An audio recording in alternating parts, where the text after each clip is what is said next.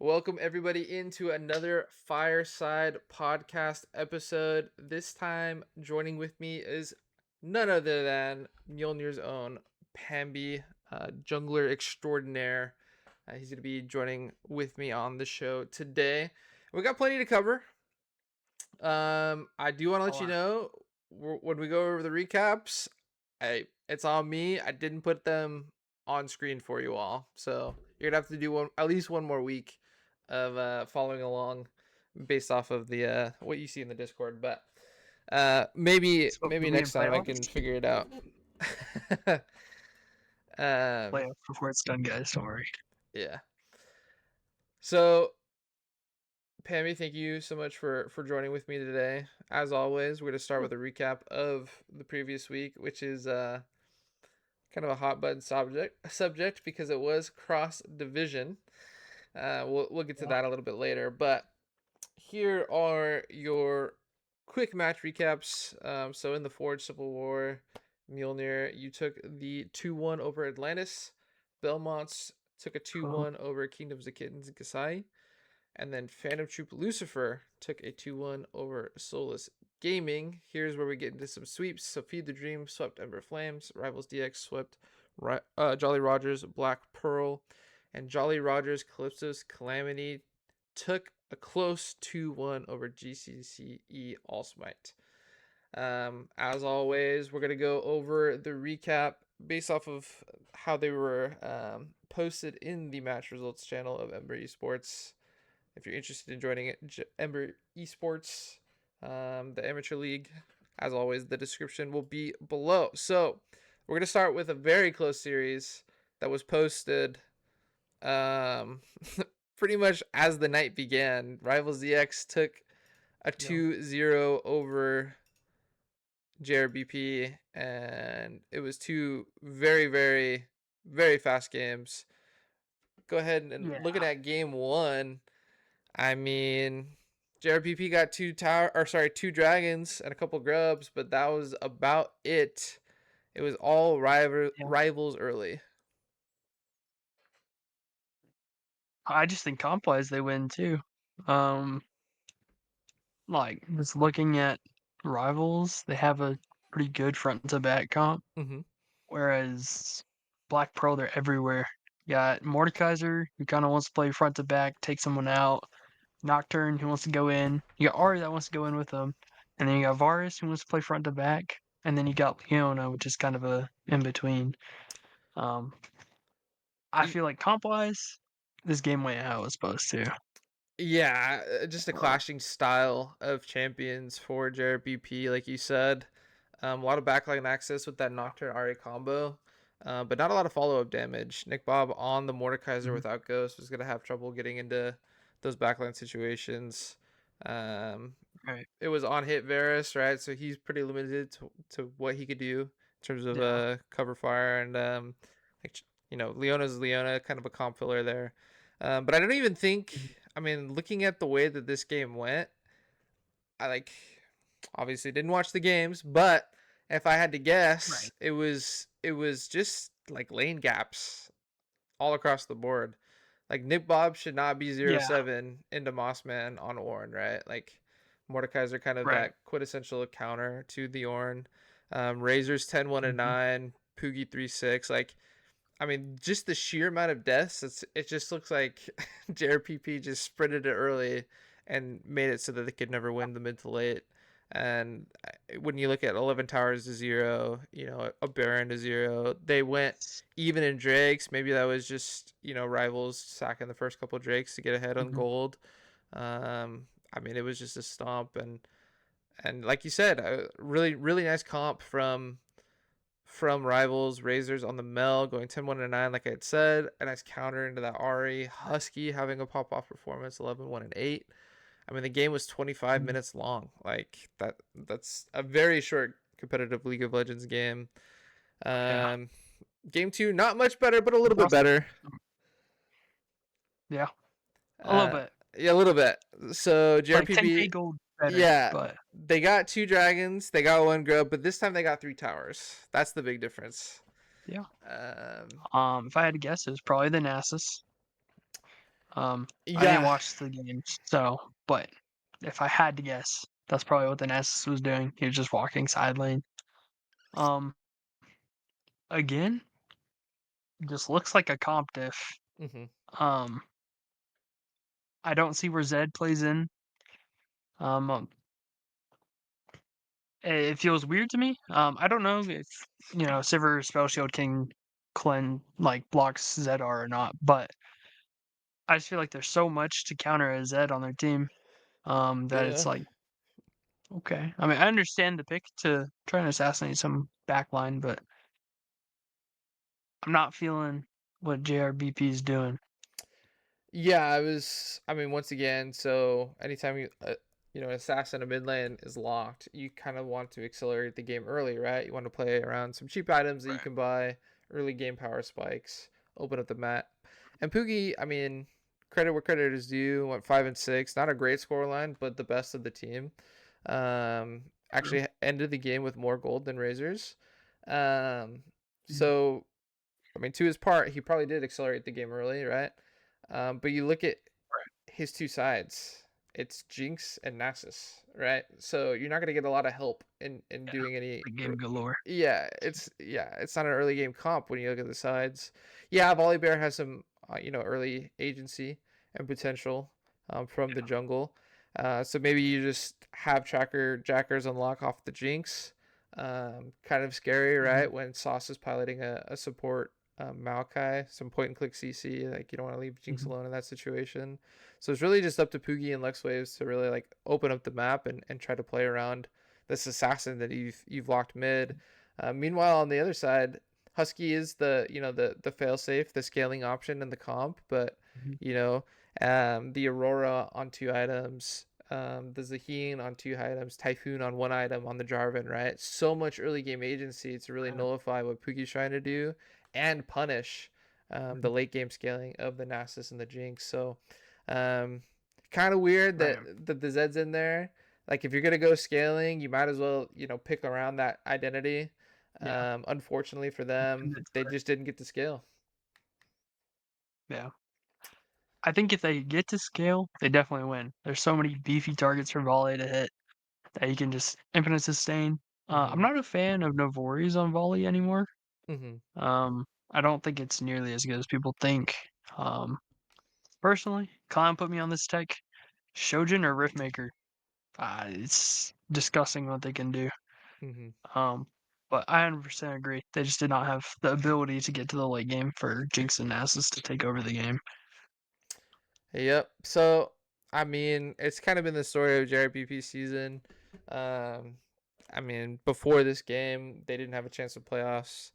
I think for that squad, you're trying to end with a win.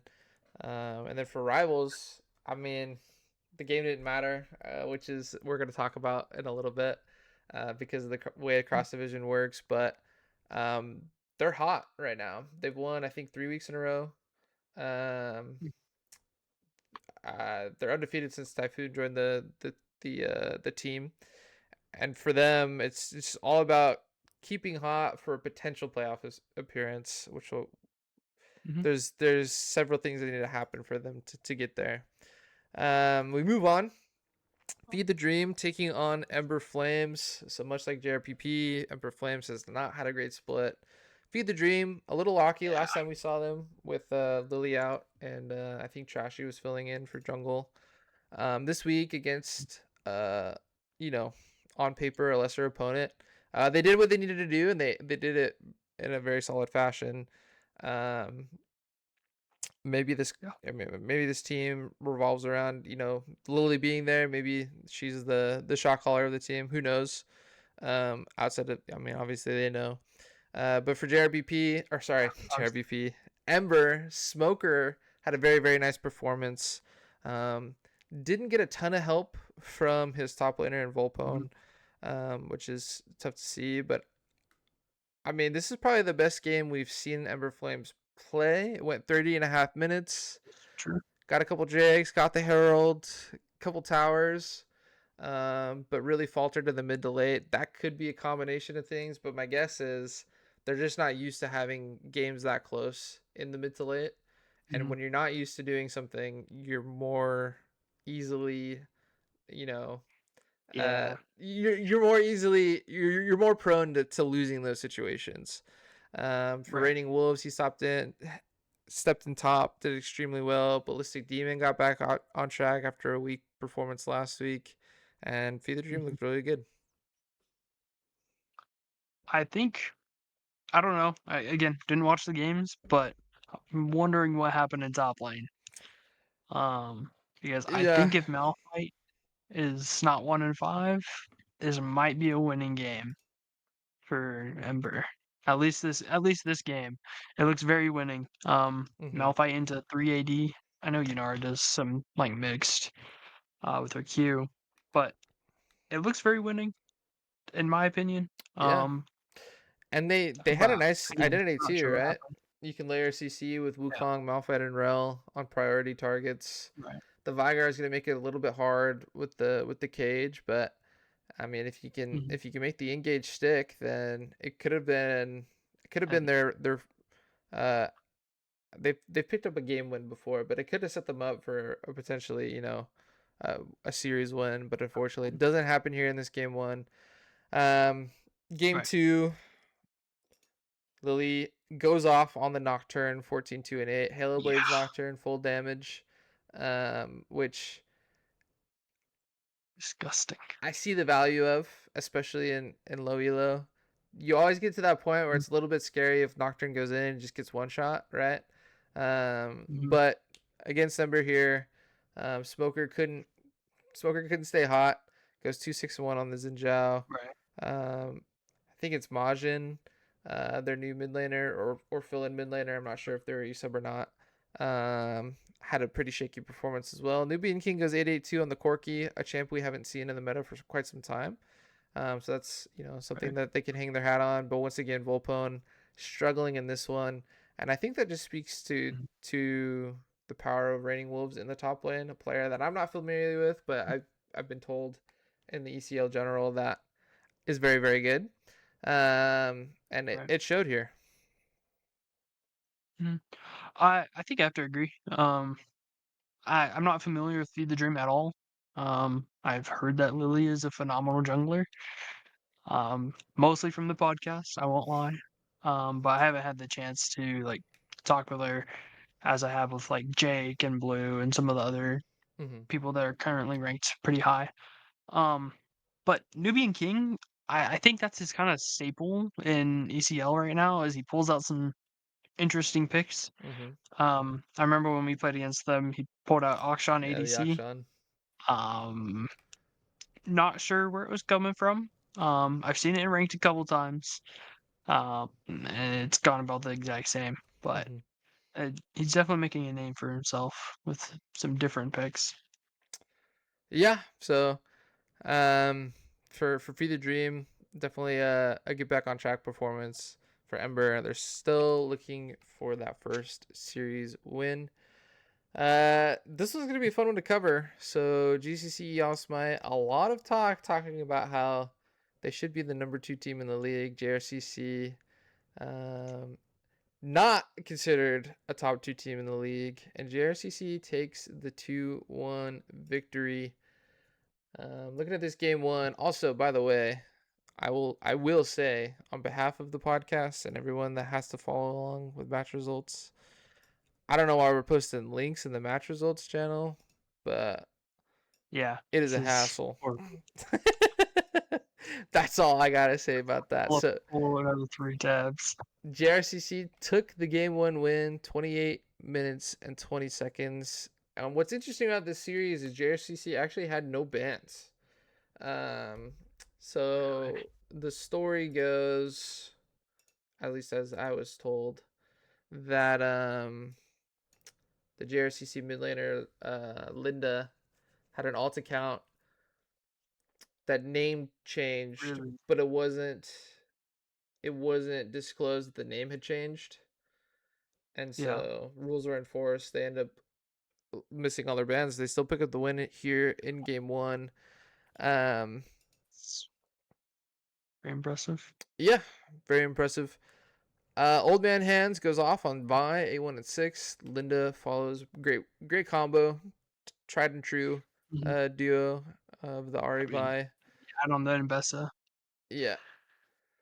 Yeah. Um, Solid performance from the Ash Seraphine bot lane. And this is All Smite squad that was very confident, taking over that vacated spot. They picked up a win against JRPP, but at this point, who hadn't? Um, I predicted JRCC 2-1.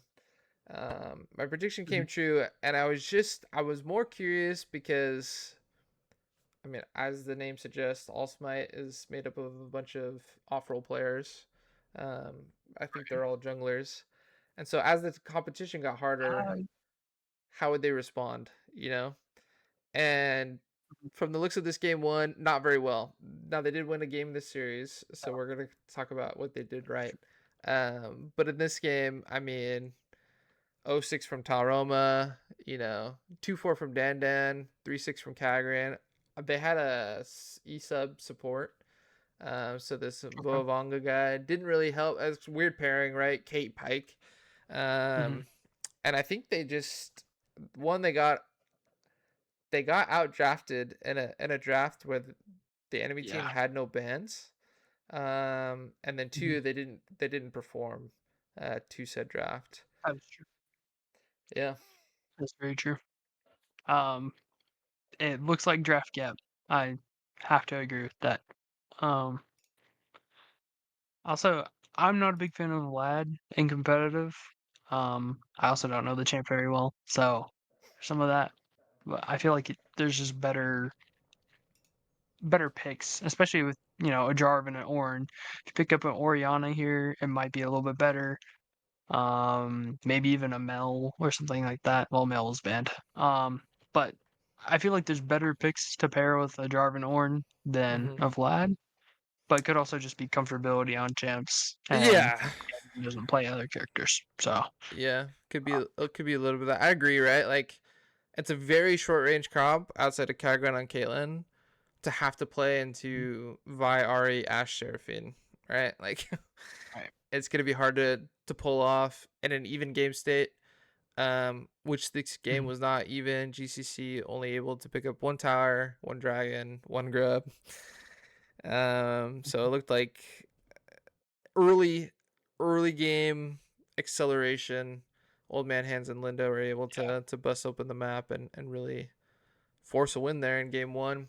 Game two, All Smite got their gate back. Yeah.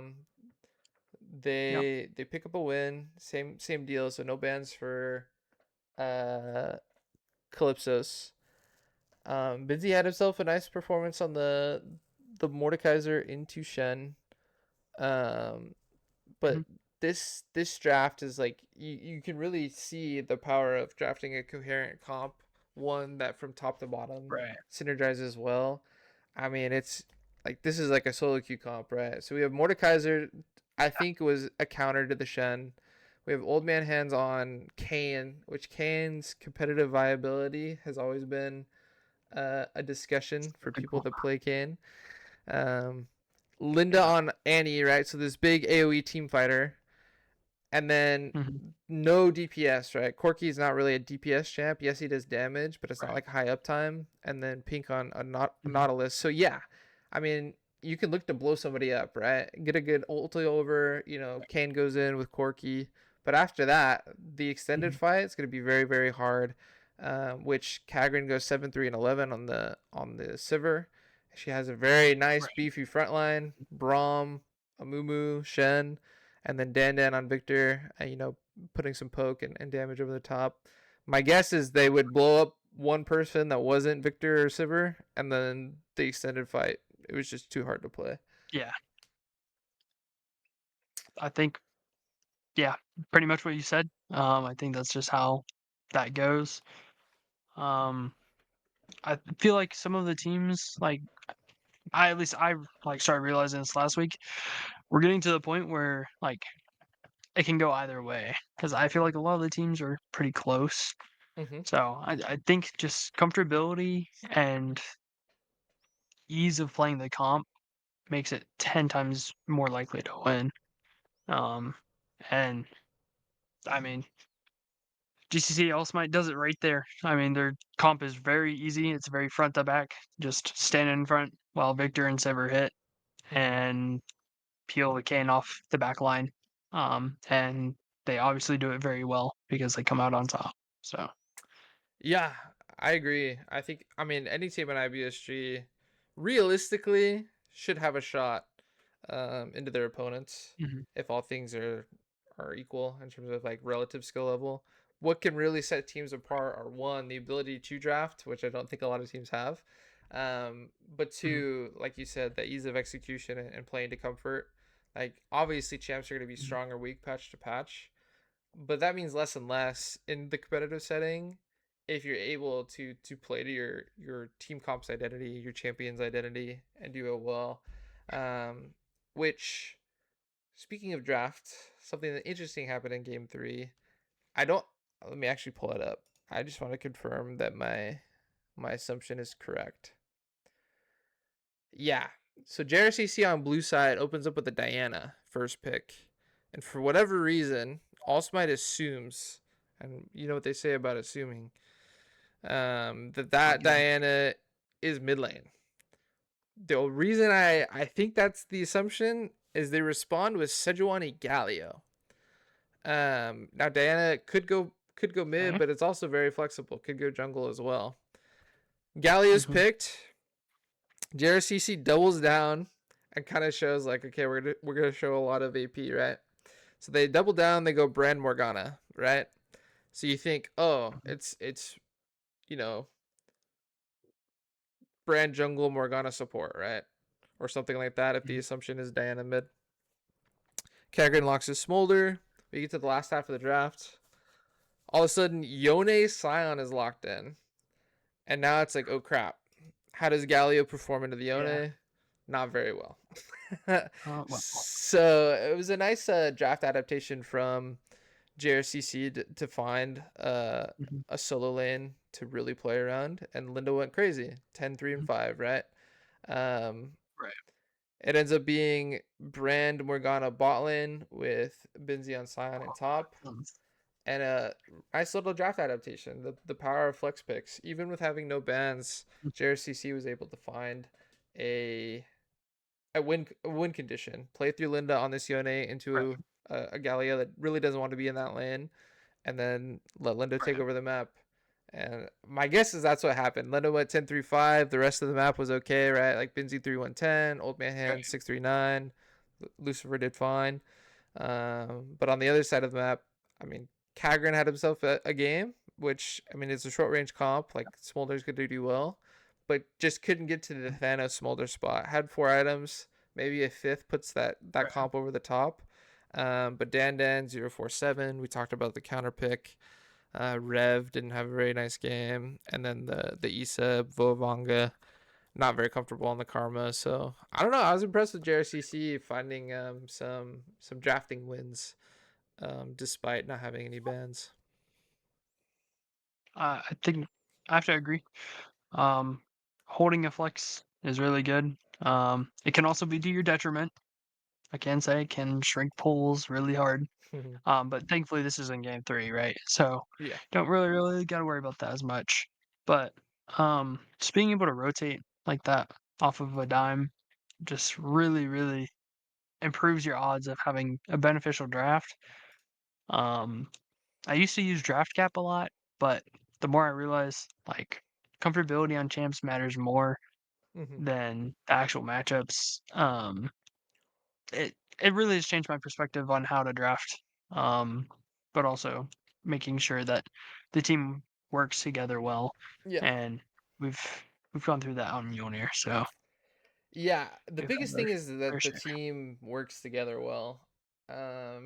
Right. Champions will always fill a specific role, but if the roles don't match Mhm. up, then it's gonna be hard, right? Like if you have a solo queue comp, everybody's on comfort. Sure, you're on comfort, but unless you guys just steamroll, then maybe you run into some holes into your team comp.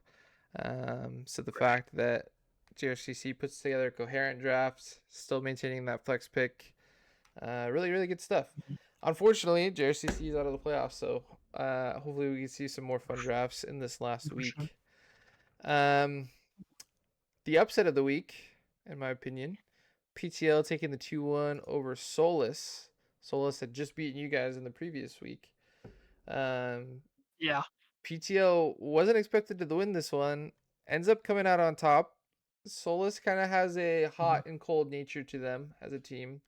And it looks like they ran cold for this series. In game one, very nice front to back, drafted by PTL. Some mhm. pretty nice answers from Solus. Kills were pretty close, 22 to Right. 16, but it just looks like at some point Solus lost control of the map. It comes down Mhm, to uh, I believe, yeah, four Drakes means that PTL got Soul, and then after that, I think the mhm. game quickly ended. 35 and a half minutes for PTL. Barbar Jonks back into form, 10-4-2 on this Caitlyn. Really Yeah. abusing Muerte and Red Panda there with Dark Mhm, Archon by his side. But what do you think? mhm. What do you think about this series? I mean, obviously we're gonna cover game one, but this series as a whole. Uh, I think that both PTL and Solus fall within the realm of the top 6 teams, in my opinion. Mm-hmm. Um, and in that top 6 teams, I think anyone can beat anyone. It just depends on the comp and your comfortability to play the champs. Um, and also your mental state. I think like I think anyone can beat anyone in the Mm-hmm. top 6. And I mean, obviously that's shown here, right?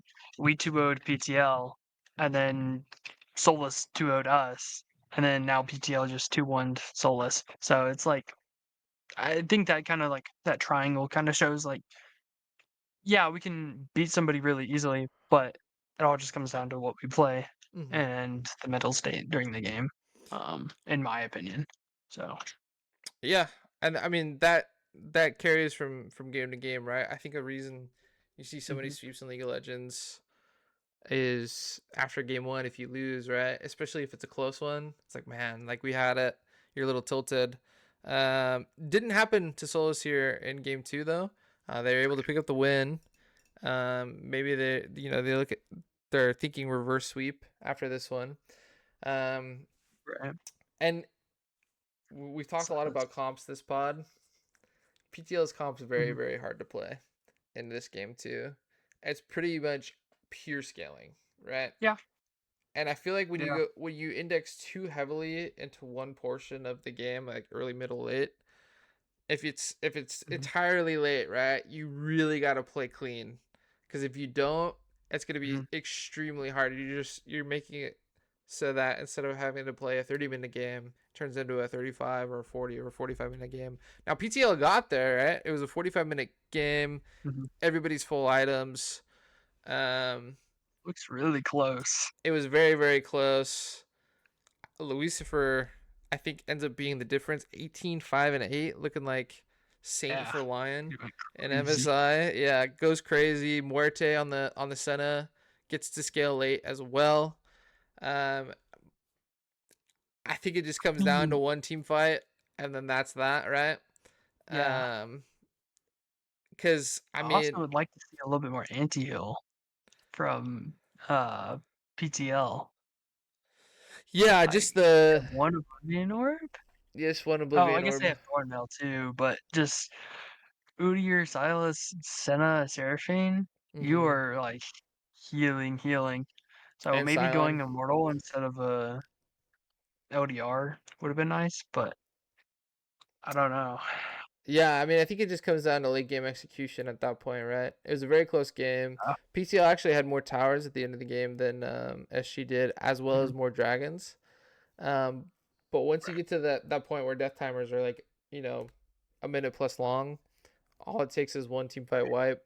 Um, and so credit where credit is due. PTL did play like a full scaling comp and actually got to the yeah, late game.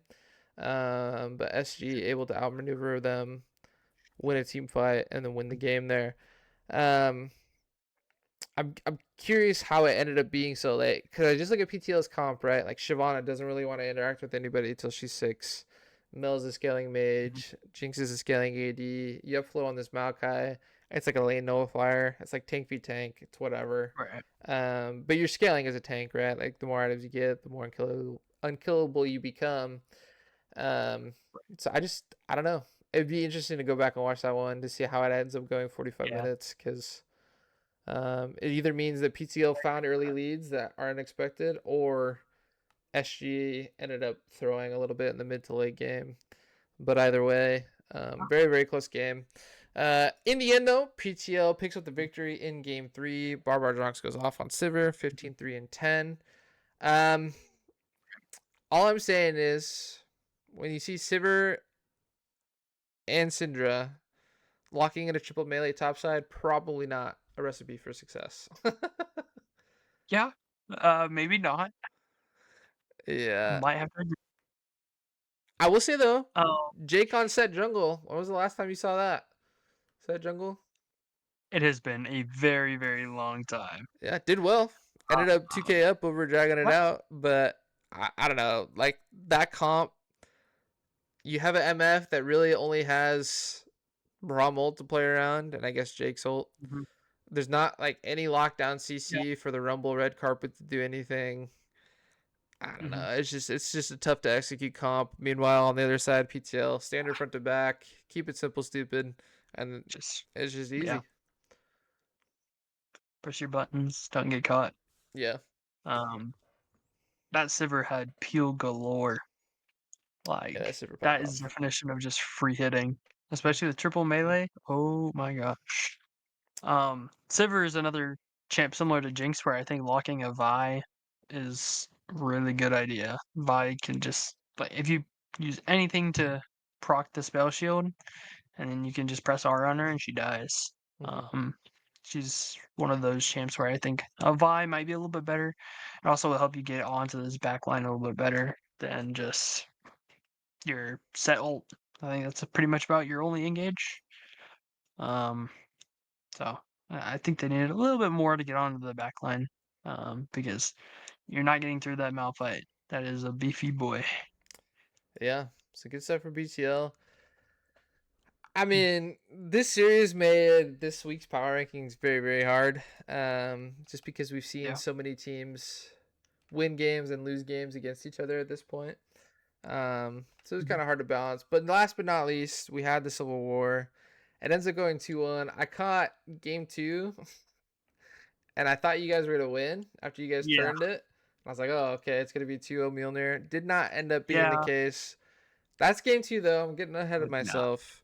We're going to go game by game. But since you were able to play in this series, hopefully a little bit more insight from all things that happened here. Game 1, you guys picked up the Yeah. victory. Pot agreed. Didn't have the best Lysandra game, but that's okay. You guys had a No, he very did nice not. comp. Um, yeah, he's not a big fan of Lysandra. We found that out during the game. It's Um, the best place to it was learn. also just yeah, it's also just what do we pick into Silas at this point because they banned what we had wanted into it, which was Lysandra. Um, I don't remember why we picked Malphite on the first rotation because they picked. I think they picked Silas, and then we picked Malphite into Silas. And that's I on could be Shane. wrong, That's but that's Shane Gap. um, no, no, no, no. I was the one saying pick me Malphite. Um, Oh. no, I don't recall what happened, but it ended up working out. Malphite, he's just so low eco. You can just build Zeke's on him, and then you're full built pretty much for the rest of the game. Hmm. And then I just played for my Caitlyn. Um, just ulted on top of the Jarvan's head every time he went for Caitlyn. There's a lot of times where Deadly was caught out. Just press R. I mean, she can't reflect a Malphite R, so Yeah. you know. Yeah. I mean, I think it was just oh, good. I was gonna say like a couple things stand out to me about this game. Like, despite Pot Agreed not having the best score line, actually ends up 3K ahead of Loops. Pookie, a new player to Atlantis. First shaky showing, right? In this Mbessa matchup. It's kind of ego. So like, I've been watching a lot of MSI, right? Um, Mhm, and there's specific champions associated with specific players, and like JD and, mhm. Mundo are basically the same person. So the fact is Right. left up, and then you pick an Investa and go 161. Kind of an interesting draft decision, right? Because it's Mhm. not even that easy of a lane for the Mbessa. Once Mundo Correct. starts getting like, I mean, basically just boots, and ultimate. Mhm. But so some weird drafting decisions. Picking Malphite into Silas also kind of weird. Um, at the end of the day, though, Could be wrong. I think draft that's what happened. yeah, draft isn't everything. And what it sounds like is like mid to late game. I mean, Atlantis is a young team, right? And it's a team still trying to gel with Right. a new top laner. So being able to abuse those potential pick off moments and the like, you're able to pick up that victory. Uh, Mhm.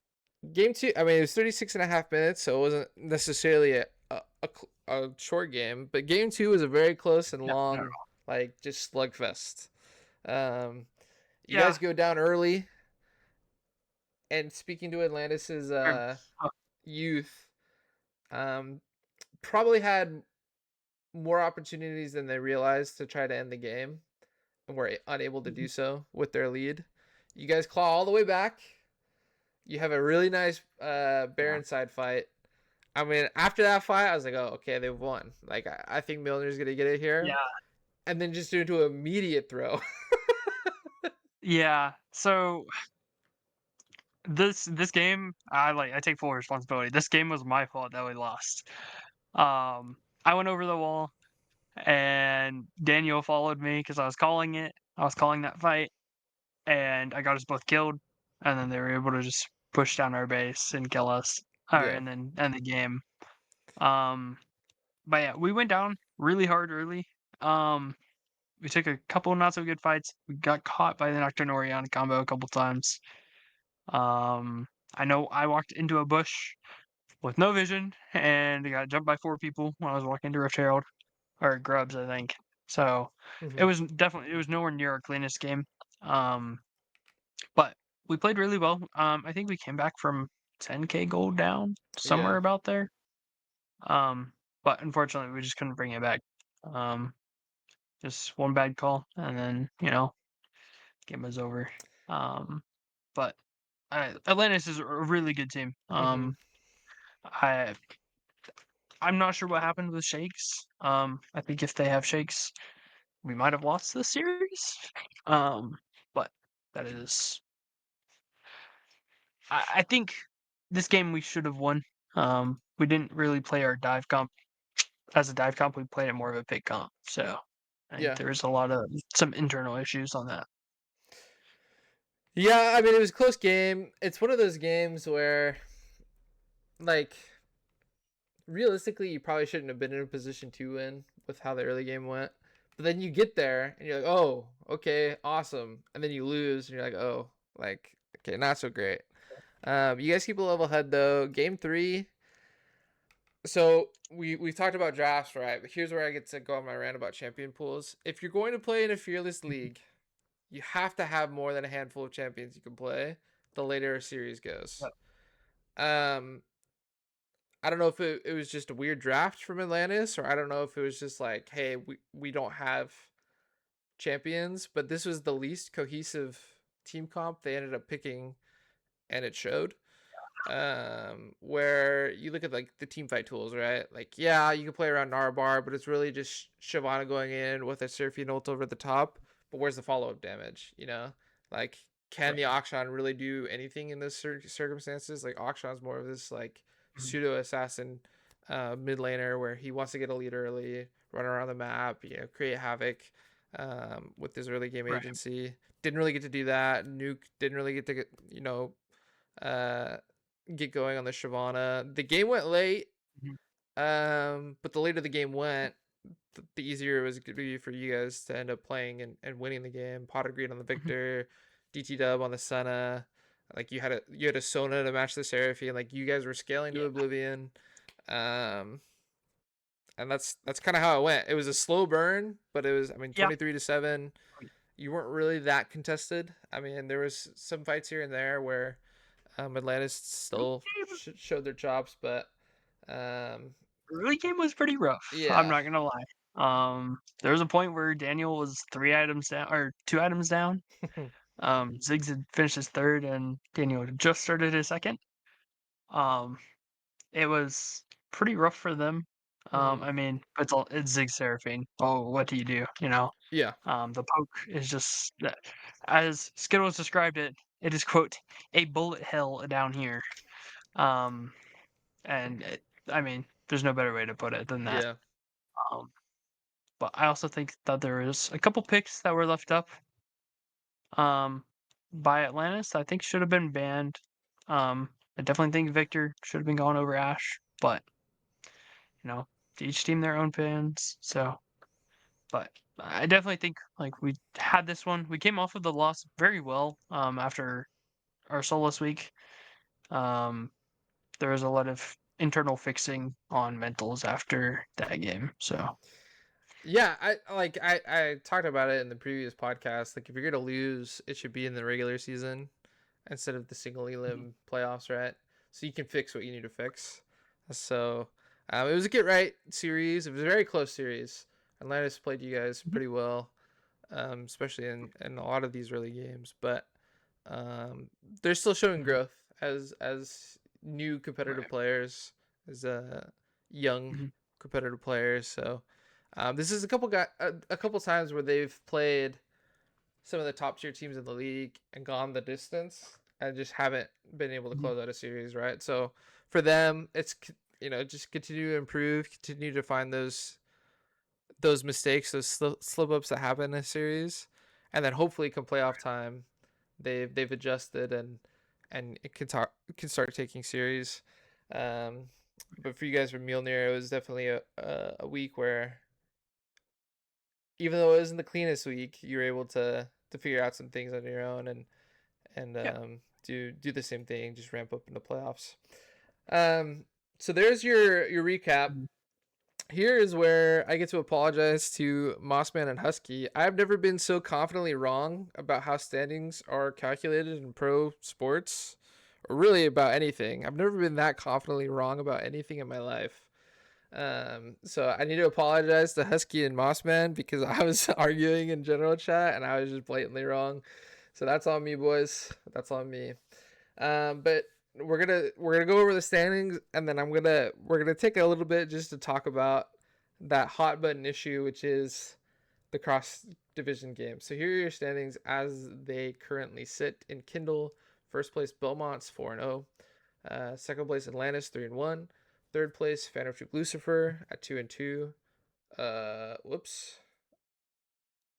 I didn't fix those, but Feed the Dreams at 4, Rivals at 5, and then JRCC at 6. Over at Spark for you all at Mjolnir, it's Solus at 1, Kingdoms and Kittens at 2, mhm, Mjolnir at 3, Allsman at 4, and then tied for 5th, Flames and Black Pearl. So mhm. I don't know if you've been keeping up with the um, basically like why are we playing these cross division games if they don't count Yeah, conversation. I Um, have not. okay, so what ended up happening was because the standings are so tight on the Kindle side of things Mhm, that Yepflow went into some rulebook digging and found out that the cross division games actually don't count towards division standings. okay. So they're basically scrim games. They didn't really count towards anything. Which the whole league Oh, was. I mean, I had gone on a rant previously about how I thought they shouldn't count, but the whole league was right. assuming that they did. Because they Mhm, didn't. Now, Rivals needs, I think, both Atlantis and Feed the Dream to win, so that Phantom Troop Lucifer would drop out below them. If that right. scenario doesn't happen, then Rivals is out, whether they win or lose. Um, Okay. but because they don't count, I wanted to ask you one, would that have changed your approach if you had known that they didn't really count towards division standings or playoff seeding? And two, Oh, is there a way that we can fix this? And now I'm not, full disclosure, I have nothing to do with Ember, right? They allow me to like make these videos and stuff. But I'm associated with yeah, Forge, right? So I don't have any power. So before right. we start talking about this discussion, just know I can't come to them and say like this is what we should do. Okay, so we're just doing it for the Yeah, sake of doing it, so that people can air out their grievances with what has happened because a lot of people are very upset. But my second question is too: is there a way that we can salvage this to where they should like they can count within potential like hmm. scenarios? I don't know. But first question: would it change your approach if you knew that these games really didn't really matter? Who did we play in the first one? You played I think it was um Ember Flames, right? no. You played I'm pulling it up here. Oh, we played PTL. PTL. Hmm. No, not for the first week. Yeah, PTL was Um, talking kind of some trash. well, not PTL. Yuffalo was. Yes, yeah, Flo Um, was. Love the guy, He but owned it. he was talking a little too much. And he did own it. I give that to him. He was very, I was proud of him. Like he's probably older than me, so I don't know. But yeah, I was proud of him for owning it. Um, but I think no matter what, like whether or not it does or doesn't count, you still play your heart out. Um, had we known it was a scrim, we probably would have tried some different comps out, some different champs in Hmm. comps. So something along that.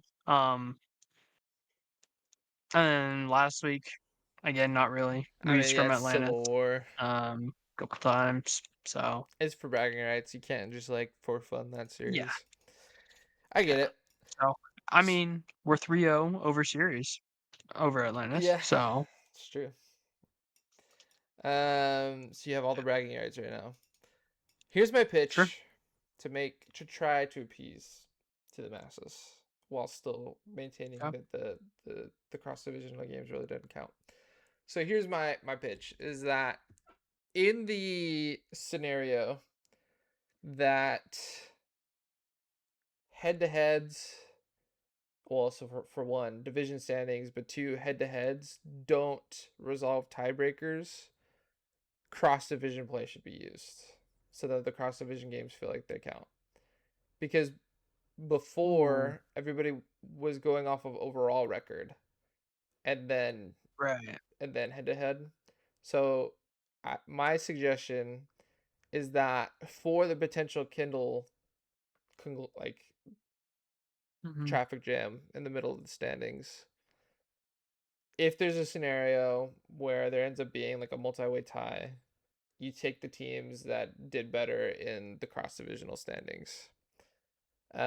Because so here's I had done a live stream where I talked about the power rankings and stuff like this, but I had kind of gone off on Ember for saying like I basically said like I don't think cross divisions should count because if you win your division outright against your division opponents, but you end up not making playoffs because you like low rolled on difficult teams. Like there's a difference Right. between playing like, for example, like Mjolnir and KOKG as potential cross division opponents, or Hmm.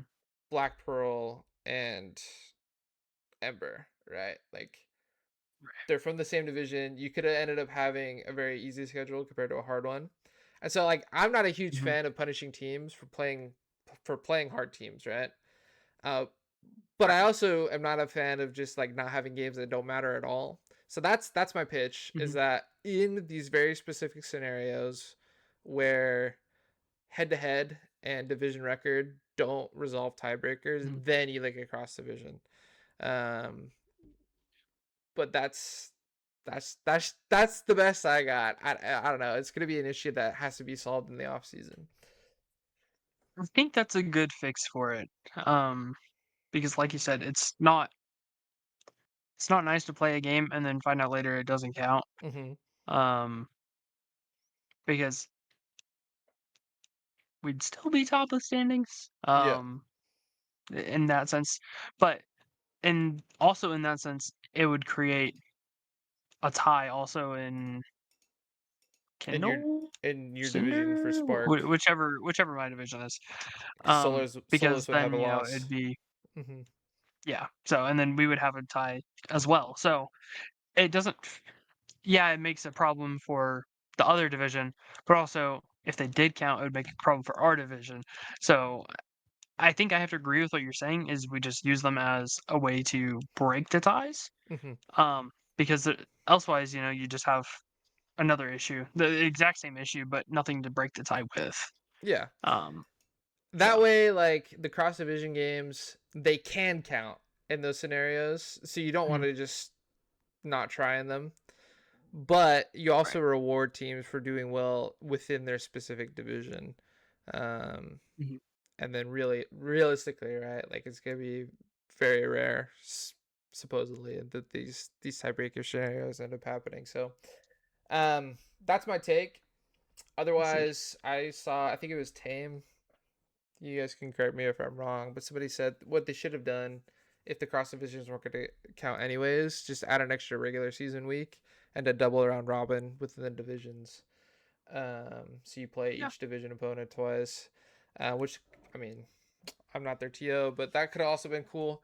Obviously, you can't do that, Mhm, right? And they've already said that, they're going to stick by the rule book as it stands, but just offering some suggestions right. because, I mean, I get the double round robin, but at the same time, like I don't think a lot of people would be fans of just playing the same three teams over and over or whatever. So, um, Yeah. anyways, that's my take. There's your standings. We're already gone for about an hour, so we're gonna jump into everybody's favorite power rankings, which they always agree with me, and they never think I'm wrong All the time. all the time. First up, the team rankings. At 12, you have Jolly Rogers Black Pearl, 11 Ember Flames, 10 GCCE All Smite, 9 Jolly Rogers Calypso's Calamity, 8 Feed the Dream, and 7 Solus Gaming. Now, if you're not familiar, we always do the bottom half first before talking about the top half. So for Pambi, your initial reactions to rank 7 through 12. I know you want to talk about the left side because that's where you're at, but we got to do the bottom half. No, hmm, I agree with it, honestly. I mean, the big one, I can already tell that Jake is not very happy. The big one's Solus at 7, and I recognize that. So, Yeah. Um, I go ahead. all I was gonna say is like power rankings. Yes, they take into the body of work, but they also take into account last week. And so, like Mhm, realistically, I think Solus is a better team than 7th. And maybe when we do mhm, like the end of the season power rankings, I can just go off of the full body of work. right. But Solus is also a team like you said can lose to anybody just as much as they can win against anybody right now. Right. And so right in the middle of the pack, like 4 through 8, realistically I see all those teams winning and losing against each other. So I mean Solus Yeah. was a debate for me, but I wanted to reward some hotter teams in the league and the team that got the upset. Mhm. So that's how Solus ends up at 7. So there's my reasoning. But for 7 through 12, sounds like you agree. Anything more? Yeah. I think Ember Flames actually, no, I think that's probably about fair. I think right there is fair. Um, I haven't seen much of All Smite. Nobody has. They've been what, 2 weeks? Yeah, So just two. again, I think deserved. So Yeah. I think the lower half is fair. Um, Okay. yeah. Okay. So the top half of the power ranking: 6, Phantom Troop Lucifer; 5, Rivals DX; 4, 4G Sports Atlantis; 3, Kingdoms of Kittens Kasai; 2, 4G Sports Mjolnir; and 1, GC Belmonts. This one, you could debate the order. I think the half, like the top 6 teams, if you include Solus, so top 7 teams, it was a Mhm. little bit hard to figure out the order. But Yeah. that's what I got. What do you think? I think this goes back to what I was saying earlier. I think 1 through 7, it could go either way. Okay. Um, I have to agree. I think it's hard to kind of put each of them in a position. Because obviously, Mjolnir, we lost to Solus. Um, but also I think uh, had things gone the way they should have, we should have beat Solus. Um, You sound like Jake there's a lot. or There's a lot to be QST. said there. It was QST. Hey, we lost to Yeah. Solus, but we really should have won. Yeah. Yeah. There's a lot going on, but I do I agree with this order. I'd like to see Phantom Troop above Rivals, maybe. Um, hmm I think that they're a good team. I think they have some hard time closing out games sometimes. Yeah, Um, so but not I haven't this seen them last to week, Rivals. but the So, previous week, Rivals swept them 2-0. So that's why they end up yeah. one spot above. Like I said, I wanted Mhm, to reward. So like Rivals is one of the hotter teams right now. They've gotten Typhoon. mhm. I think they've won two straight weeks.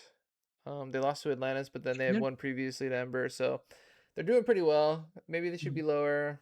Just for the sake of this week, I wanted to reward them because I mean Solus. You come off the high of beating Mjolnir, who was previously undefeated, and then you lose to PTL, Right. who's 2-2 in their division. So I don't know. Right. I agree. The order could be different. I think top three though, like KOKG played Belmont's pretty tough. Um, Mhm. they had some pretty crap drafts. Did we cover Right. that series? Did we skip it?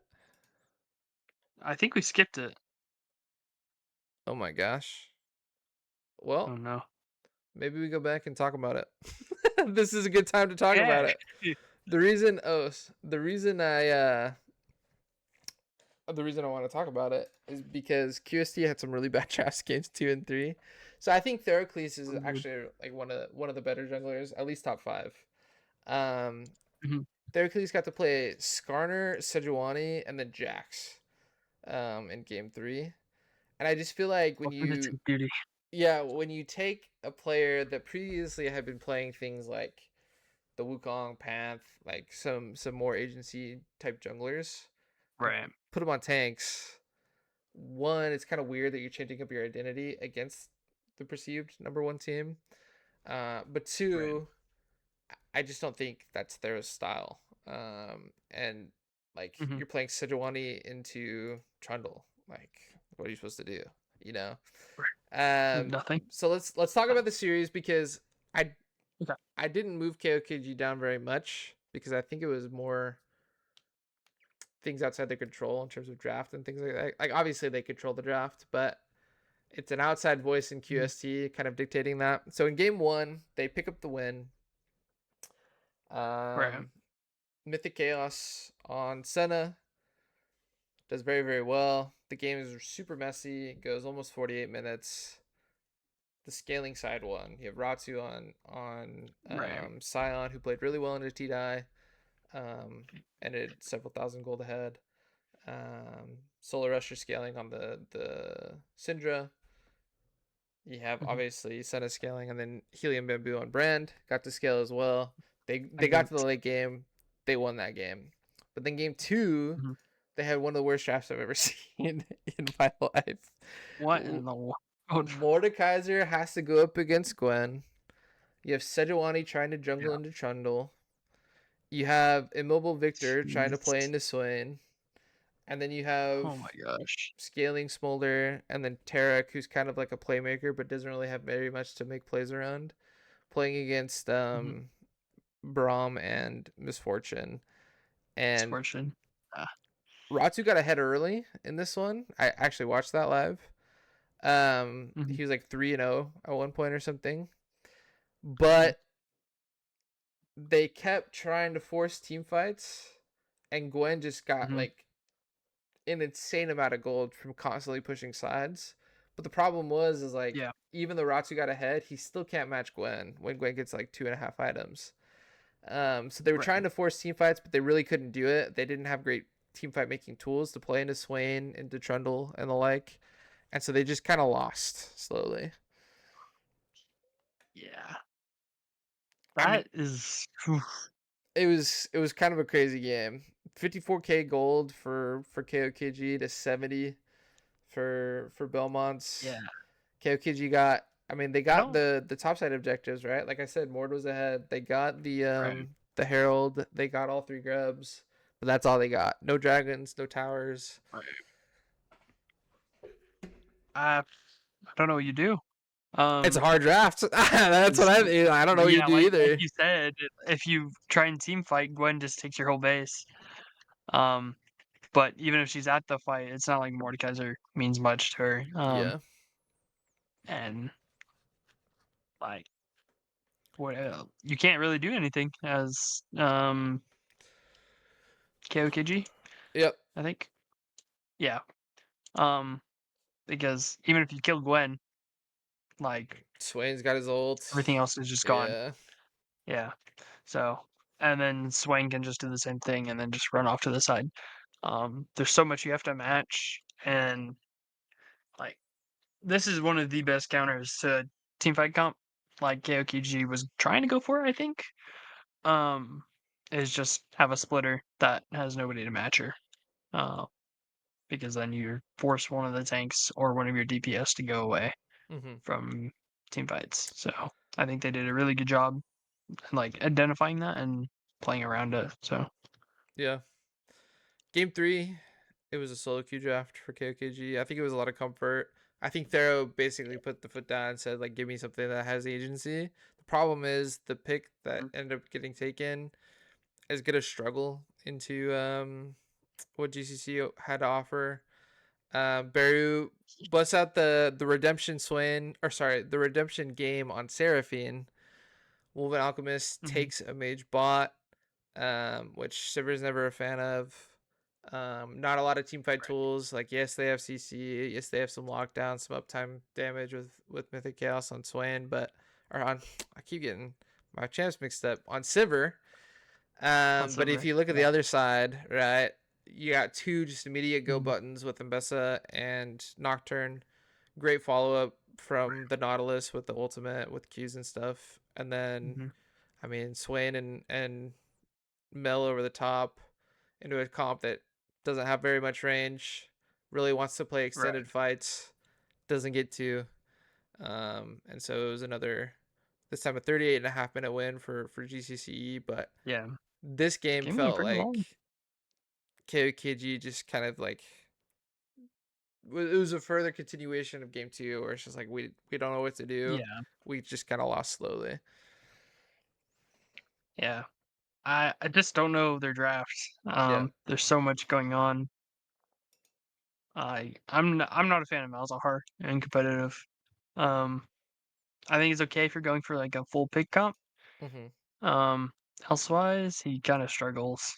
Um, but I mean he obviously did pretty well. 3, 3, and 4. I think he did obviously well 2, 3, and 4. But I just don't see how Jax plays into their team. You have Seraphine ult, you have Mel lockdown.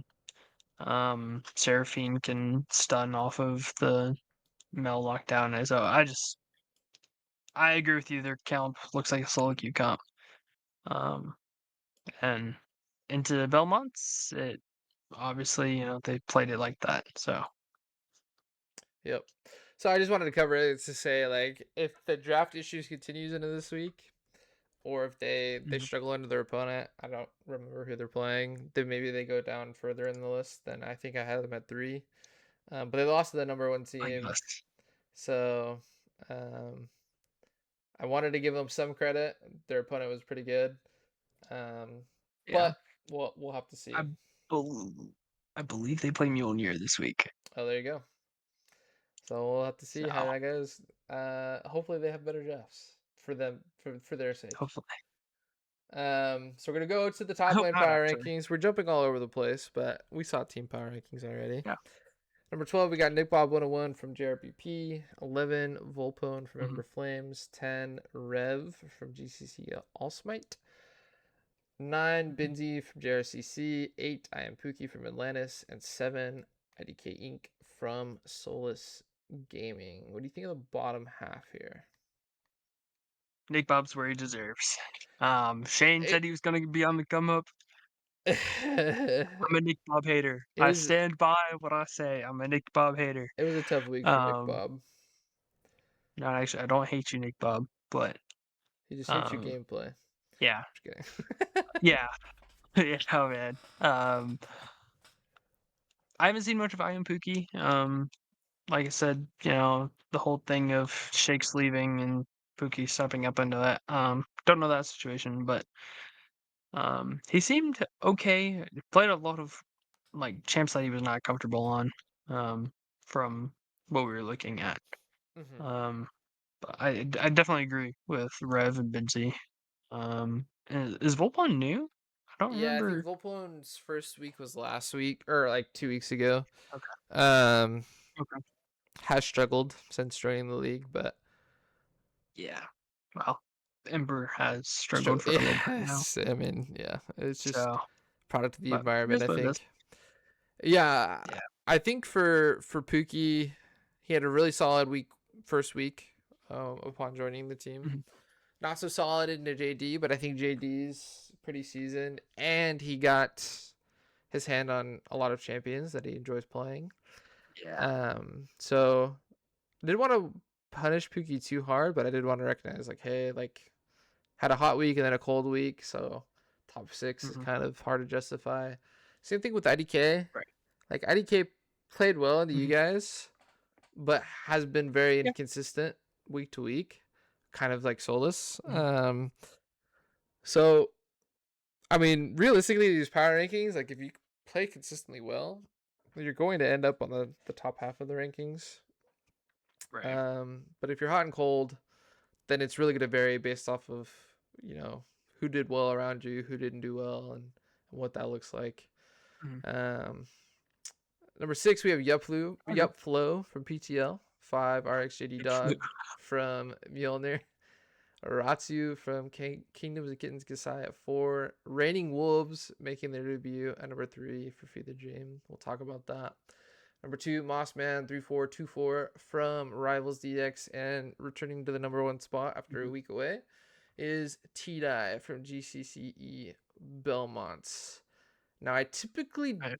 don't put new players anywhere close to the top 3, but Raining Wolves Hmm. had an incredible performance upon joining the Feed the Dream. Right. I'm not entirely sure if we're going to remain on the roster or if Tame's going to swap back Hmm. up there and Rainster comes in. I think Rainster has had like scheduling issues. I don't know. Somebody had told me in the chat, but it was a while ago. My understanding is that I think Raining Wolves is here to stay.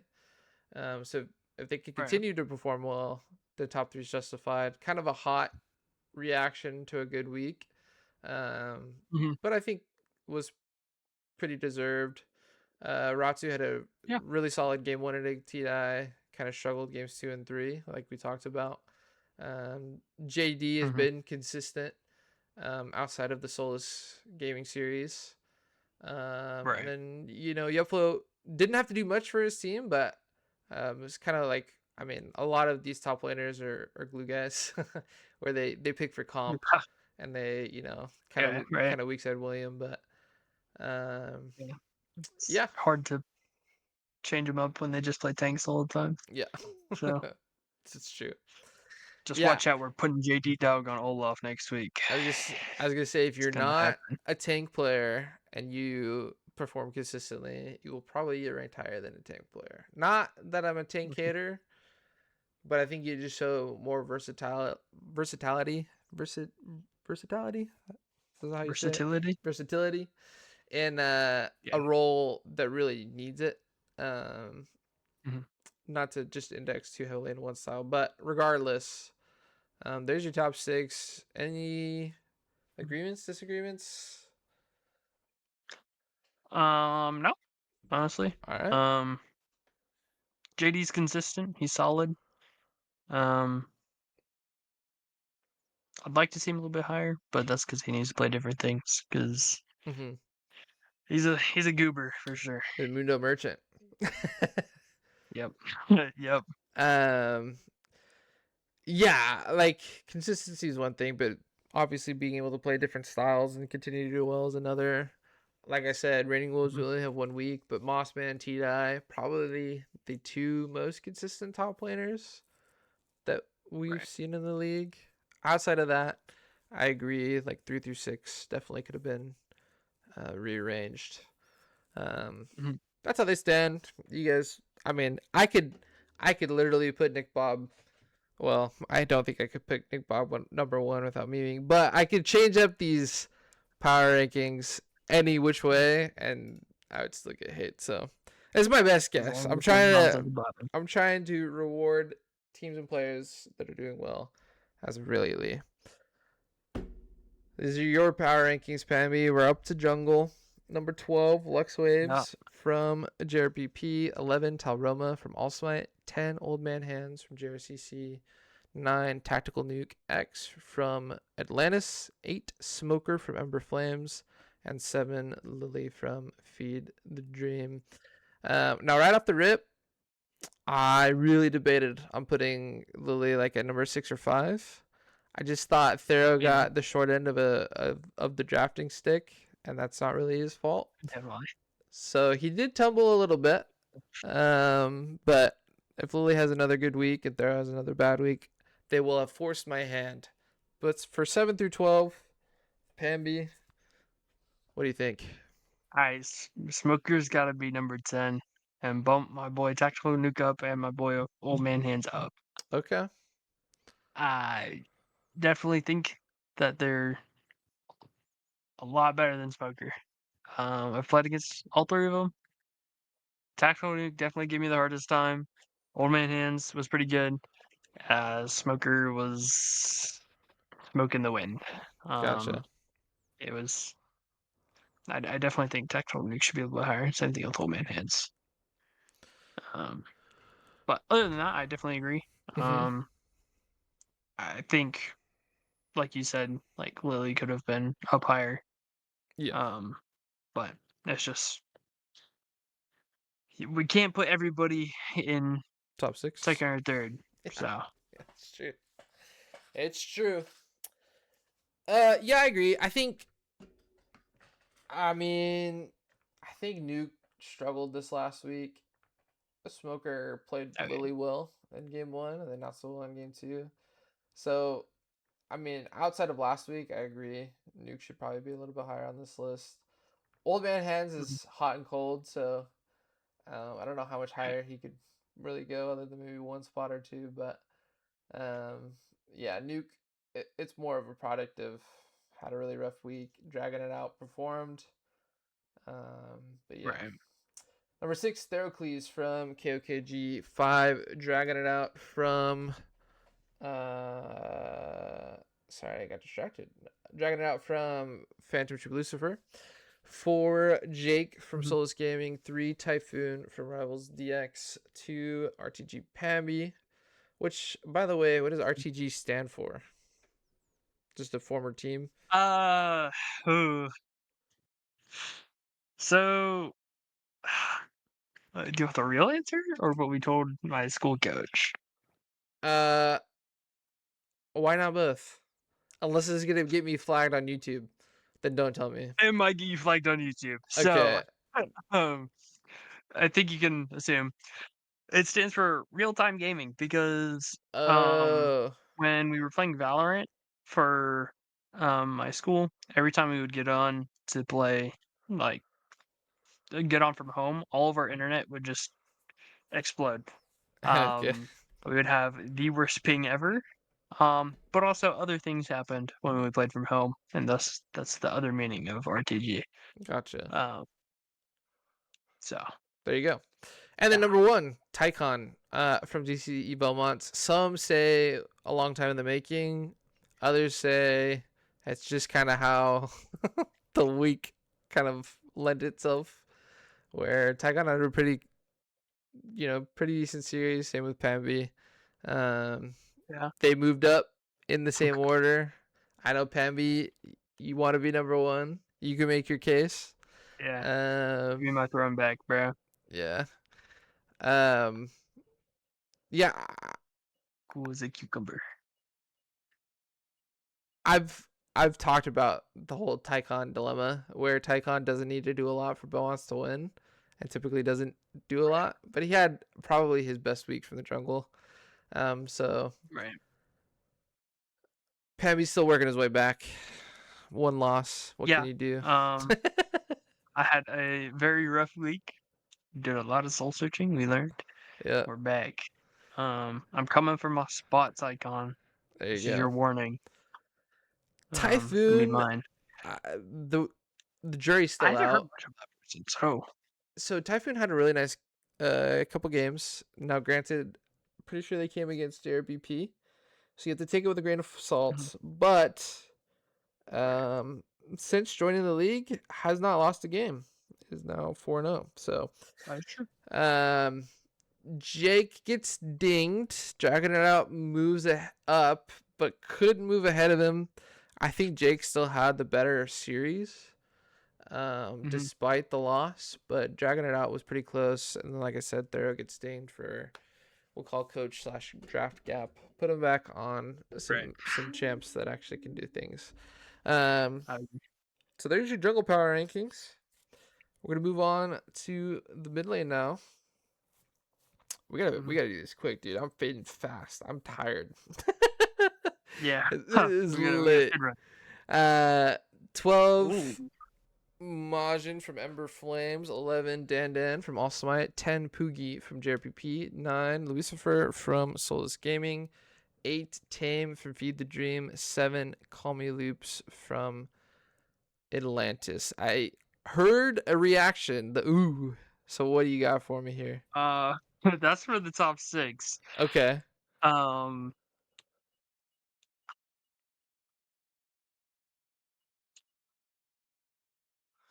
7 I'm through not sure about 12. Tame. Yeah, I I mean, think 12. I think 12 through 10 is about right. I think 9 through 7 you could swap that up a little bit though. yeah. Um, I mean, Tame had played mid before. Tame's like the most non-interactive League of Legends player. Doesn't matter if he's playing top mhm, or mid. He's consistent though. right. Lucifer had a pop-off game, and so it didn't really sit well with me to put him at 9 and Tame 8, where he Right. like hard carried on Silas. But I don't know, True. bro. Lucifer has been all over the place, so I agree. 7 through 9 could definitely be switched up. Um, but I think in the general vicinity, that's kind of where they're sitting right now. Yeah, I agree. Doesn't sound like you agree, but we're maybe we need No, to no, no, talk no. about six For through that one. side, I Okay, for that side, six gotcha. through one opinions. All right, so 6 PTL's Castor, 5 Pot of Greed from Mjolnir, 4 Solar Rusher from KOKG, 3 Razors for Life from Rivals DX, 2 Linda 72 from JRCC, and 1 once again Beru from Belmont. Now I know this is gonna be hey, people were saying like I do these so I can get people going. I don't like this is kind of my honest assessment after last week, a combination of the season a whole. That's my 1 through 6 right now.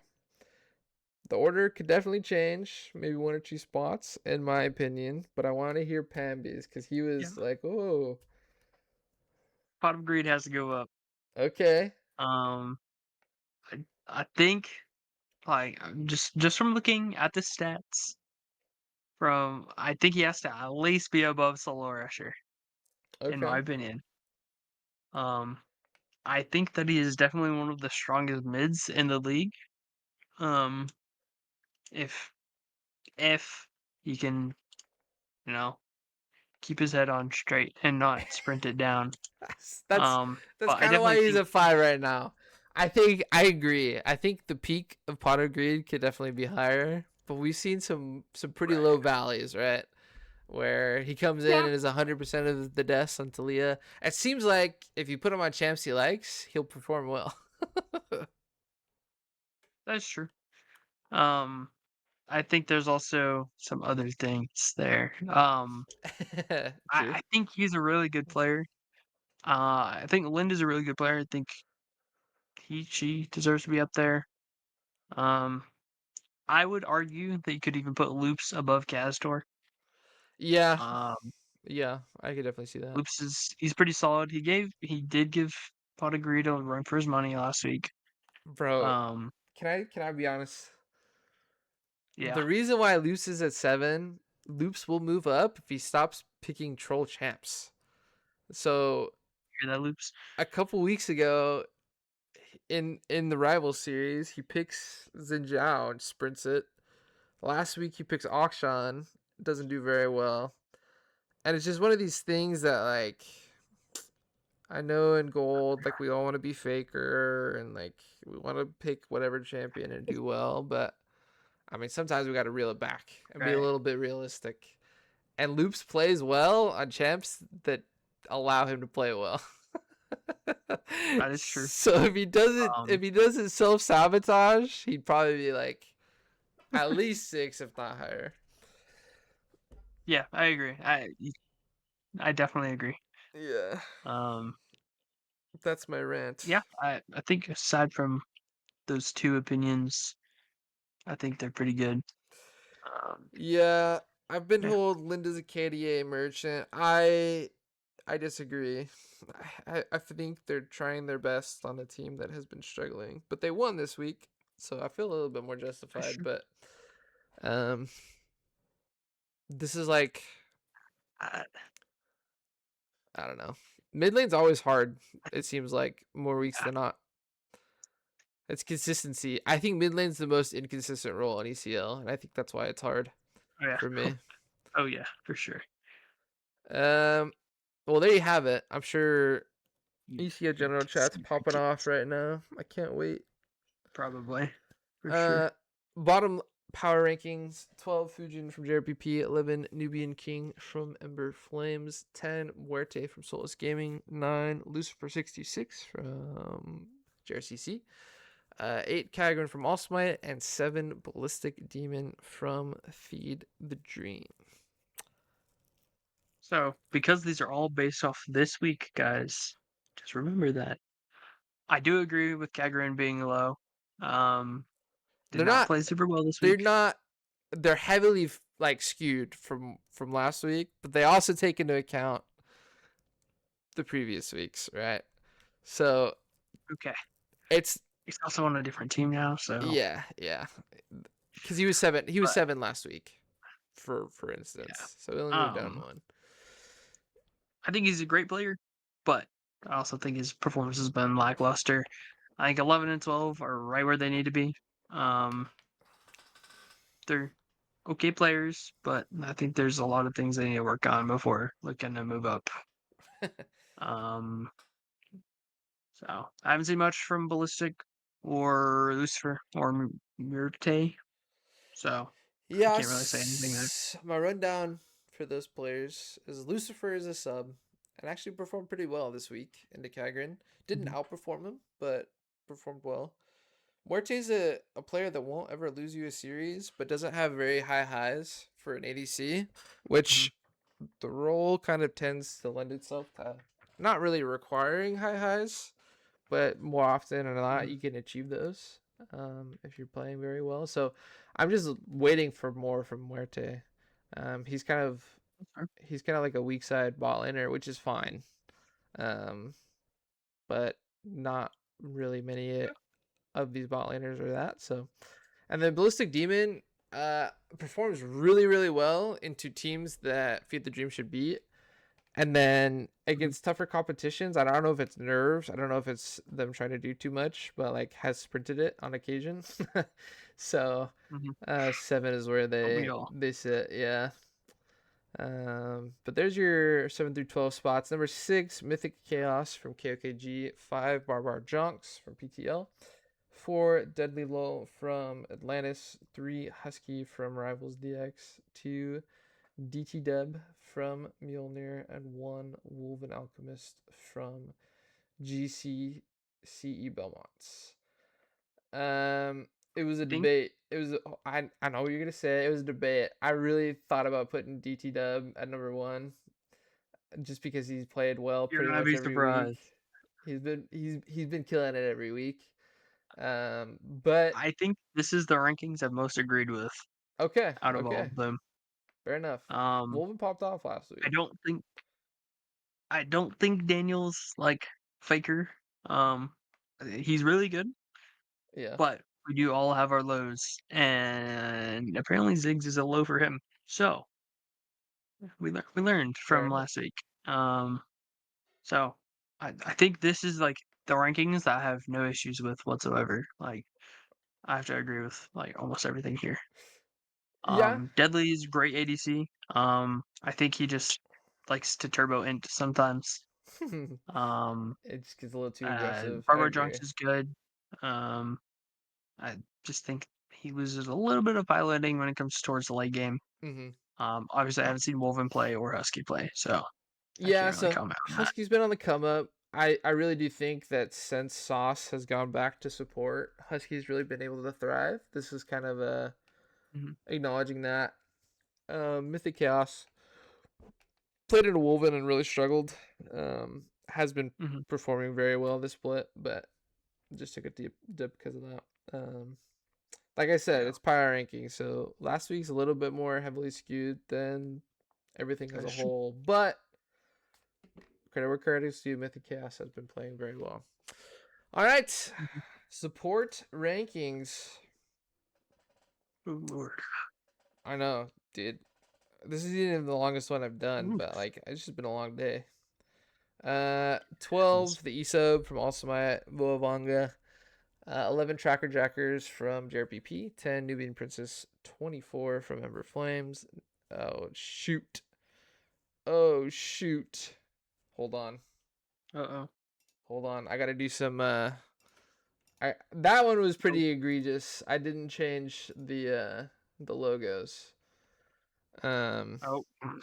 so let me do that real quick. It's been a long day. I'm pretty tired, so that one I missed. Hey, that one's on me, but you True. get what you get. It's okay. So let me fix that really fast. But while I'm doing that, Pambi, now's the time to tell everybody about yourself for all your new friends in ECL. Um, I've been playing Comp League for my entire time playing League. Okay. Um, I was brought into playing League because of intro to esports class in high school.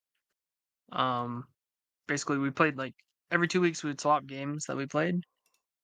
I played League. The coach was like, "You're too good at this," so I joined the team. Um, had okay performances freshman, sophomore year, junior year. Um, took third in like the central time zone area, CST.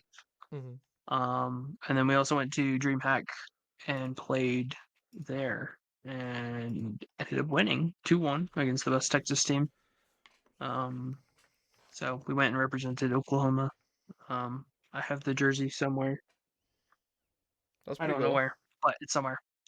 Um, and so yeah, and then senior year, we got second at state because we were playing with two subs. One of them, she was level 24, Wow. so it was about fun. That's And pretty then impressive. I've been playing with Forge for almost 3 years now. I want to say so. So you're here when it was optimal. Yeah, yeah.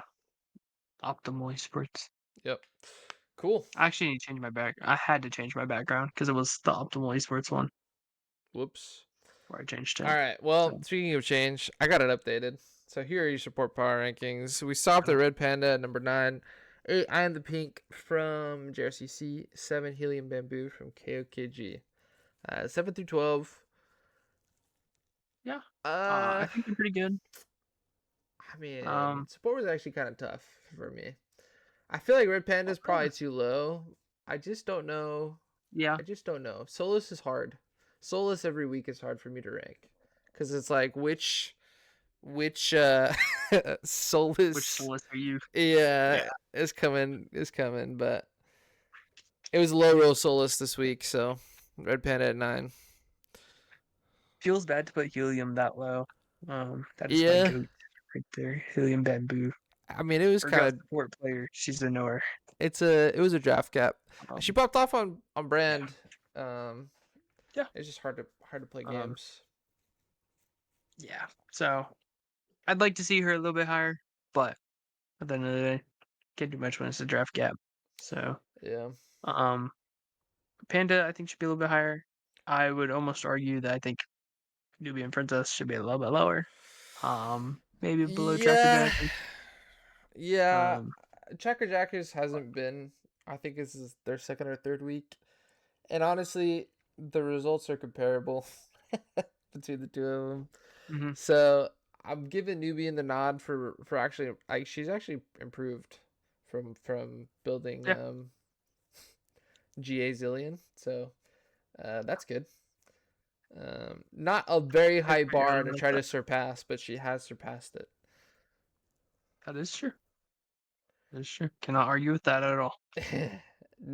Got number 6, Dark Arkin 423 from PTL. 5, Crow missing the extra W from Atlantis. 4, Sauce from Rivals DX. 3, Chubby Chernobyl from Feed the Dream. 2, Arcade Out of Nowhere from Mjolnir. And 1, completing the Belmont sweep of Power Rankings is Butamana from GCCE. It's true. Uh, Sport was actually kind of hard. Uh, yeah. Um, I think that honestly, out opinion, I think 1 through 6 could be just shotgun thrown in there. Okay, Um, fair enough. I think they're all very good players. Especially Crow. I think she's really good. I think it's a she. If not, my bad. Um, but I think they're all very good to the point where I could confidently say maybe not 1 through 6, maybe 1 through 5.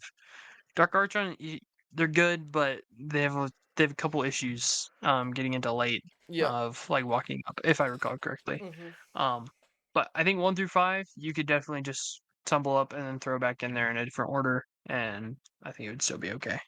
Fair enough. Um, Hey, support doesn't matter. No, I was yeah, kidding. I was like, it that's doesn't matter true. That's true. anyways. No. I They're think another gem with it. what's interesting is like much like top, there's some pretty clear like different styles of support players in Right. this league. I'd like to see a little bit more champ diversity, but uh Yeah, these they're playing well. They're doing their job. yeah, Um definitely agree. throw it back to well, throw it back to us just to throw it back to the preview section. Week 7, last week of the regular season coming up. Um, Ooh, do or die for some of these teams, especially on the Kindle side. I'm yeah, pretty sure Spark's all locked. It just comes down to seeding, but I think so. on the Kindle side, we got Rivals DX taking on JRCC. We got 4G Sports Atlantis taking on Phantom Troop Lucifer. Belmont's taking on Feed the Dream. And then for Spark, we have Your Milner taking on KOKG. Ember Flames taking on Jolly Rogers Black Pearl. Hey, one team is gonna walk away a winner at the end of the split. That is true. So That is true. they got something to play for this week. And then All Smite is taking on Solus. And I realized I got their Oh logos mixed up. gosh, But that's there all right. are the matchups. We're gonna talk about them. And then we're gonna Ooh, do hot takes last. um, So we'll do we'll save yours till the end. We'll do okay. we'll do Kindle first. Rivals DX taking on JRCC. JRCC has been eliminated from playoffs because cross division doesn't count. Rivals DX is on the cusp of being eliminated, but they're still alive in the scenario that Atlantis beats PTL and Feed the Dream Mhm. beats Belmont. In that scenario, Oh, that scenario is pretty rough. Rivals gets in. It's a I pretty rough think. scenario. I I I think think it. Feed the Dream has to win though, because it's gonna come down to game record. So, um, Gotcha. Okay. kind of tough. But for Rivals EX, they're still playing basically for a chance at the playoffs. They can't guarantee it. Right. They need to win to get in. They might be feeling the pressure. They might not be. Maybe JRCC doesn't even show up. Who knows? Um, but for Rivals, I got them That's true. going 2-1. I think they're going to take the JR sweep. They're going to be both teams this season. And they're going to get it done and I agree. then just have to wait to see if they make playoffs. Yeah, I think I agree 100%. Okay. Um, I think Rivals overall is the more consistent team. Hmm. Um, so I agree with that. We got Atlantis taking on PTL. So PTL last week, Yeflo on the pod said they're gonna win out. They surprised me and beat Solus, so now they have to beat Atlantis, and then I'll have to eat crow because well, pause. That's a saying, not the player. I'll have to eat my words, because they'll have done exactly what Yoflo said they were gonna do. This is a very intriguing matchup to me. There's two pretty, I think, evenly matched teams. Um, who do you got? Okay, a man can hope. I have Atlantis going 2-1 over PTL. You think it's that I close, think it. huh? I think as long as like they do the respectful thing and ban Cassante and they play around their bot lane, not their top laner, I think it's 2-1. Okay, fair enough. I'll also go 2-1. I was thinking about 2-0 just because I don't know. Something about it is just screaming it's going to be a 2-0 one way or the other. But I'll go 2-1 Yeah. Atlantis. I think these teams are really close. Um, Mhm. and it does have high impact, right? So if Atlantis loses, they drop down to the third seed, which means they'd have to play, I believe, the second seed of the other division. Yeah. Which, I mean, it's the difference of one seed, but you always want to be the higher seed, just for the quote unquote easier opponent. Um, Mhm. but if this is a seed placement game, they can't get first. Well, yeah, no, they can't get first because Belmont owns the head to head over Atlantis. But um, Yeah. it's playing for second place. Speaking of Belmont's taking on Feed the Dream, I'm not sold on Feed the Dream. I'm gonna be honest with you. Like, my heart goes out to the boys over our rivals, but I think Mhm. Feed the Dream loses 0-2 to I Belmont's. agree. Okay, you agree. It's just one of these things that I just Feed the Dream hasn't picked up games against who I consider to be quality opponents. Mhm. Um, their wins have been against Ember Flames, and then rivals when Sauce was playing jungle, and that was a 2-1. Um, Yeah. and then they beat Regicide on their way out, the week before they left. Yeah, that's true. So they've their best win is probably the JRCC win when they won 2-0, and JRCC hasn't really been Yeah. all that in this league. So I just think it's going to be a tough ask for them to win. But if you're a Rivals fan, that's who you're rooting You guys get for. it. Yeah. I agree. I think it's gonna be 0-2. So I think Belmonts has just proven that they're a really, really strong team. Hmm. So Undefeated for a I wish reason. we got to play them. Hey, So maybe finals or hopefully. sooner. We'll see. Uh, so we're gonna go All Smite versus Solus Gaming first. It's the stream match for Ember. Solus Um, 2-0. Solus 2. Yeah, I don't think All Smite's really shown. I guess maybe if Solus has a rough day, it That's could the be 2-1. thing. But It's tough, bro. I Like, think Solus takes it. I tell you what, if I was a betting man, like if there was money on ECL, I would never touch a Solus game, just because you don't know who's gonna show up week to week. Um, That is true. so I'm gonna go 2-0, but I could easily see All Smite winning 2-1. I think those are your two Yeah. scenarios. I think either Solus sweeps or All Smite goes 2-1. So, but Yeah. I'll go with the Solus 2-0. All Smite's That's true. just it's a team that has had, this will be the third week that they've played together, so 2 weeks of practice if they're Hmm. practicing.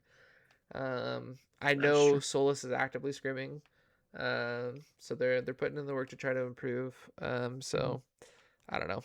It's just a tough spot to be for All Smite. Hey, you came in and you got to play playoffs for free basically for that spot. So That is true. good on you. That is Um, true. Another fun matchup: Ember Flames versus Jolly Rogers Black Pearl. One team has to win. I think this series is gonna be very ugly. I think it's um, gonna be like a 3-game banger. you think so? Um, I think it's gonna be 3 45-minute plus games. Yeah, I mean that's the dream. Honestly, like Yeah. that should be the stream match. To be real. Yeah. That would be a great match to watch. Who gets their first Um, win? I don't know. Who do you got?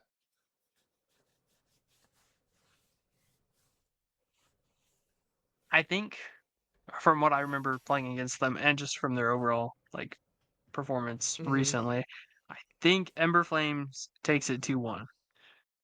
I think they're just, even if it's just so slightly, I think they're the better team compared to Black Pearl. So Yeah, I think I agree. I don't think I do agree. Um, I really, for me, it comes down to like, who do you trust out of the 10 players playing this game to carry a team? none of them. I think Nubian King's your best shot. So Yeah. that's like full disclosure, not a lot of trust for Nubian King to carry a team to win a series, Mhm. but definitely the best shot. So I'll just go with Emperor Flames 2-1 as well. And then last but not least, Mjolnir versus KOKG. Oh gosh. This is to decide who ends up second or third in the division. So that could be the difference of playing Atlantis or PTL. I think either way this goes, I think both teams are set up for a good run in playoffs. Yeah. Um,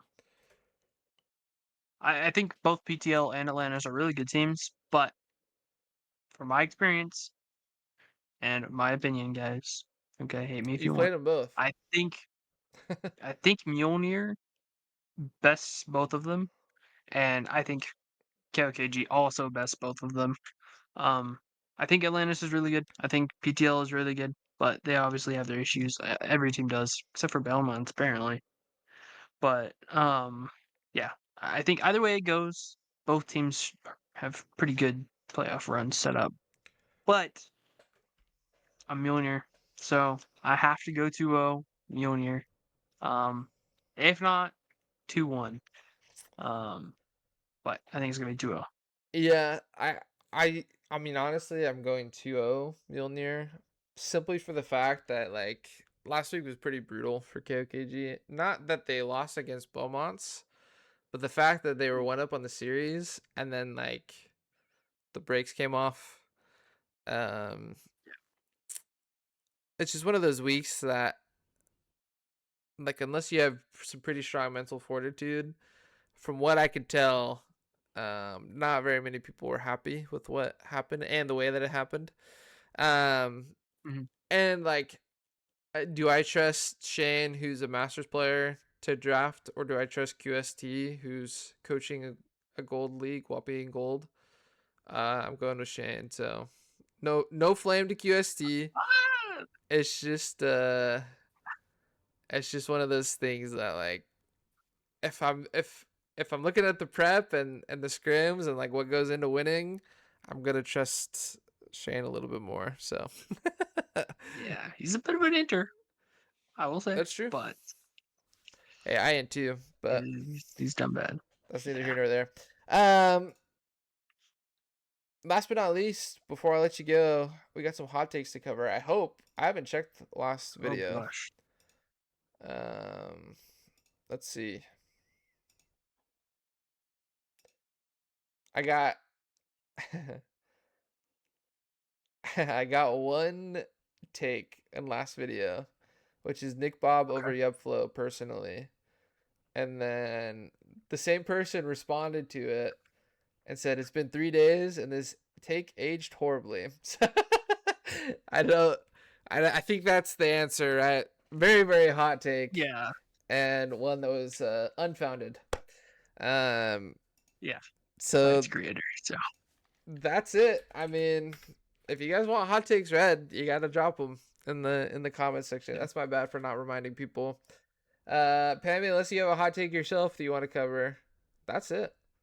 I mean, we're both tired. I think it's Yeah. I'm ready to go to bed. there. You go. So we'll I'm call it driving. there. Pamby, thank you so much for being the guest on short Of notice, course. but nonetheless, Yeah. definitely appreciate you coming on and giving your insight. Thank you for Um, staying up for me.